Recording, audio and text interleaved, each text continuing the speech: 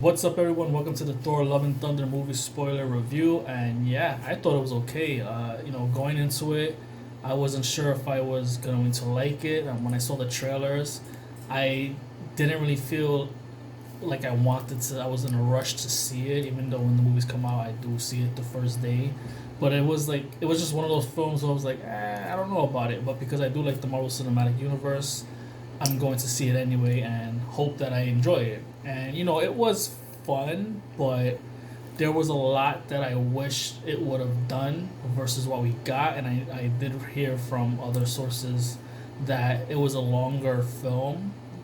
I think about 4 hours, just that what was shot, and they just cut a lot out of it, especially the darker parts of the film that would have probably been R-rated.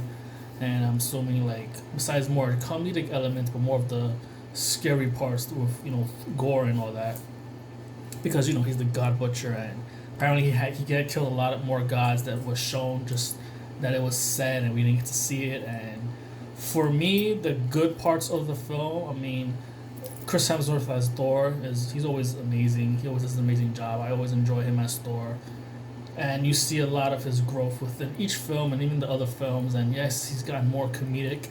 That's who he is, and I don't mind Thor like that. I like Thor like that. I would have preferred more of that serious Viking-ish type of Thor, like the Norse mythology. But when you think about it within the context of the cinematic universe, would he have really fit the element? I mean, with Thor and Thor, the Dark World, which was a little darker, and apparently people didn't really care for that tone. He got a little bit of a change or a drastic change over the course of the other films with, like, the Avengers and whatnot. And if you remember in Avengers: Age of Ultron, when he got upset at Tony for taking the staff and creating Ultron, he went up to Tony and grabbed him by the throat and lifted him up. He was upset. Like, that's the type of Thor that I want to see again. At least for this film, I would have wanted to see that more, like, serious approach. I get that he's finding himself and he's gotten dumbed down more, so I guess you can say, or just comedic more.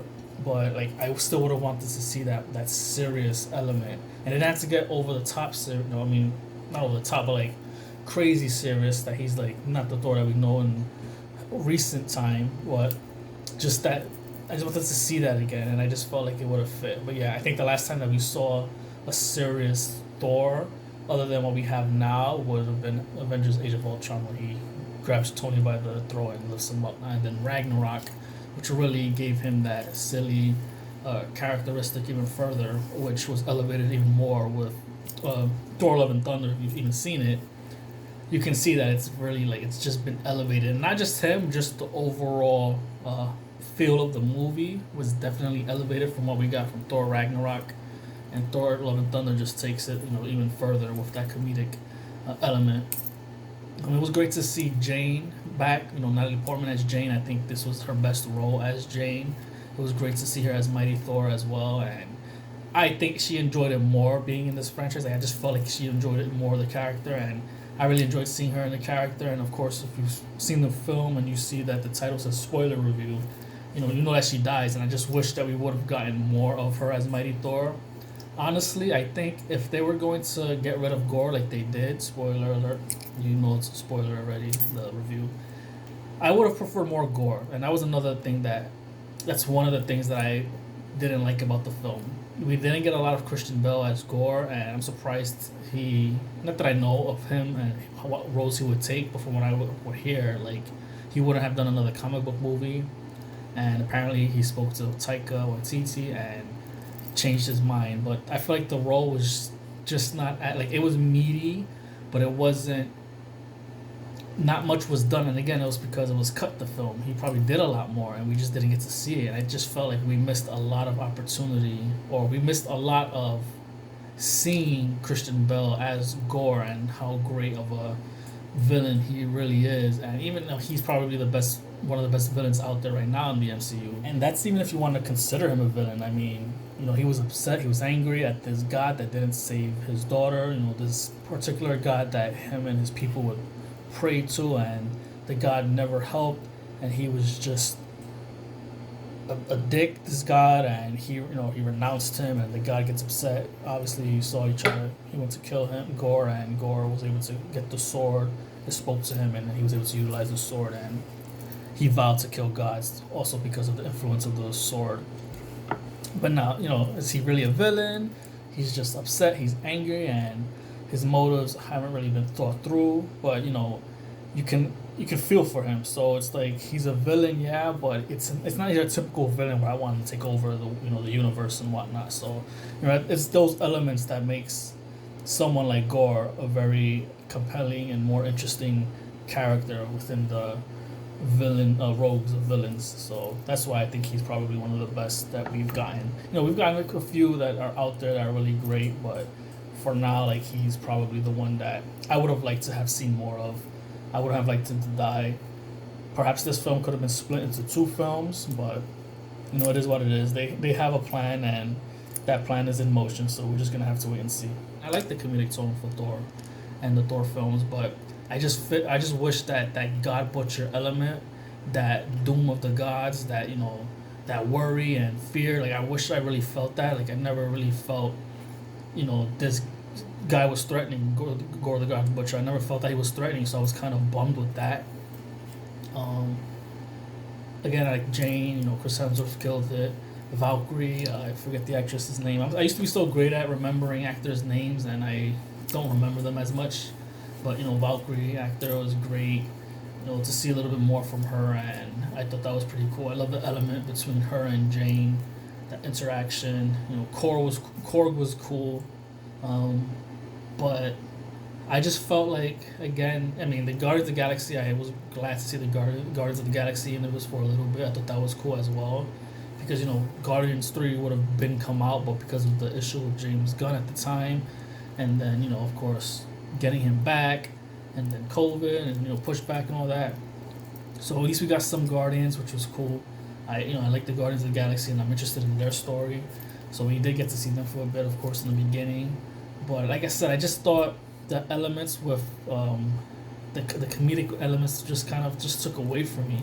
It was just a little too much for me. When he goes to see Zeus in Omnipotent City and all the other types of gods that you see, all these other gods from all these other cultures and whatnot. I just thought it was too comical, that scene. Zeus was a little not as threatening and powerful to me. Like, Zeus to be powerful, but I just felt like he was an idiot. He talking about orgies and whatnot, and it's just like I didn't feel that sense of, unlike like Odin, the All-Father, he had a seriousness to him. These other guys, they just seemed like a joke, and I'm like, I just didn't like that. There's a part where Thor gets captured by Zeus, and he eventually strikes Zeus with the thunderbolt. He captures him. You think he kills him, and they're just him and Jane and Valkyrie and Corey. They're fighting the guards that are there, but all the other guards are watching this happen. They don't even like intervene to try to get them. And you are gods. Like, you mean to tell me you can't intervene to capture them? You let them escape? I don't know. I just didn't really like that part as well. Other than that, like, the film was fun. I just thought it was okay. People were saying about the film, they think it's it's bad, or it's just okay, it's not that good. And it's like, oh, we're getting superhero fatigue, we're getting Marvel fatigue, and I'm like, you're not. If you liked the films, Doctor Strange, and if you liked Black Widow, and you like all the projects that came out, you wouldn't be screaming Marvel fatigue. You would be welcoming them more and more because you enjoy them. So when you say Marvel fatigue or superhero fatigue, you're not using the term correctly. You're just saying that because you're unhappy with the projects, and that just doesn't make sense to me. I like Doctor Strange a lot, more so than Thor: Love and Thunder. I really liked Spider-Man: No Way Home, but I wasn't too crazy about it. I think I prefer Doctor Strange in the Multiverse of Madness over No Way Home, and I love No Way Home for obvious reasons. But Doctor Strange in the Multiverse of Madness really, spoke to me more. And, I love Shang-Chi. I love Black Widow. The shows are cool. I really like WandaVision a lot. I love Loki. Falcon and the Winter Soldier was cool. And then Moon Knight, was a little bit disappointed because it wasn't as I expected. I liked the story and the idea of the character and, what he dealt with, and, I just didn't feel like I was hoping to see a little bit more action, and it just kind of seemed slow in parts of it. So I just was like about it. And I love Miss Marvel. I think Miss Marvel is really well done. A little too fast, I feel, but I really enjoy Miss Marvel, and it is. I'm not having any type of fatigue just because I'm not in love with all the films or shows and whatnot. I welcome it. We're getting all this. We're getting all these characters that I had never thought I would ever see anything like what we were seeing in the MCU when I was little. And now that we're getting it, I'm like, I welcome it. Of course, I want good jobs to be done and whatnot, but I think they've been doing a great job overall. They've got the Infinity Saga, and now we're going to this new saga, and we're getting new characters. And now they introduced Hercules, who looks comic book accurate, at least from the comics, recent comics that I've seen him look. I think the last time I read about him, he was in this first Civil War comic. He had the same outfit, if I can remember. So I'm excited to see him. I hope he's done very well. I don't know, but we're getting all these characters that they're introducing to us. We finally got to see Eternity, who's comic book accurate. And, Eternity, if you remember in Guardians of the Galaxy 2, was mentioned by Star-Lord when his father's trying to take his power. And he's like, he sees Eternity. He's like, Eternity, and you see his eyes with the universe. So he saw Eternity, and now in this film, we got to see Eternity. And now the idea of Eternity, I don't know, grant a wish. Maybe the one person that gets their first grant a wish, because Thor apparently couldn't grant a wish. But like,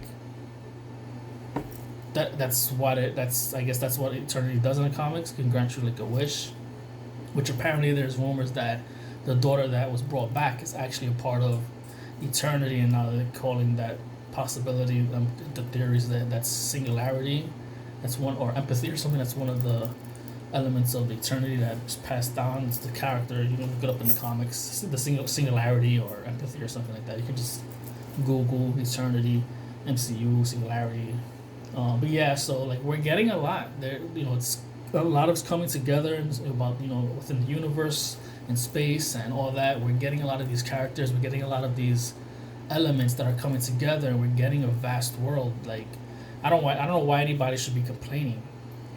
Okay, maybe your character in the movies you're not really happy, fine, you don't like how they do them, but overall, in the grand scheme of things, we're getting so much great content. We're getting a universe, something that we would love to have in the DC, universe, the DCEU, which has faltered, and now it's like they're probably gonna reboot it, or they're just gonna do separate films. It would have been great to have a DC cinematic universe that was really built up from the ground up, built from the ground up, and not just coming at us, and then you have executives and all that who aren't even handling the situation very well. They're just about money, and that's why it's failed.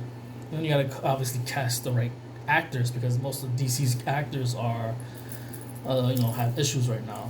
So, but I enjoyed Thor: Love and Thunder, but I don't care for it as much as I would have liked. But I wasn't surprised because I wasn't expecting anything great from the trailer.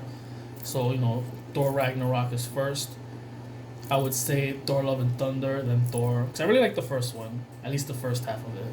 But Ragnarok, Love and Thunder, Thor, and then Thor: The Dark World. That's my list from that. But I enjoyed it. I still say go check it out if you haven't seen it and you're for some reason watching my spoiler review, which it's all good. Sometimes I spoil myself, but check it out if you haven't seen it, and you might enjoy it. My cousin, I didn't think he was gonna like it. He heard, he's been hearing not so many great reviews. He said, I didn't think he was gonna like it. And he ended up loving it, and he didn't like Thor Ragnarok, so that's a bit shocking. But that just goes to show people see things and accept things differently, and the way the film is made, I can understand why it's made the way it is, but it just wasn't for me. I would have preferred a little bit more of a darker take within the elements that was presented, with the Gore the God Butcher wanting to hunt down gods and kill them, and then Jane having cancer. So that should have been a little bit more. Like, it doesn't have to be brooding and just like, okay, it's sappy, but I just would have liked more of that darker, back to the darker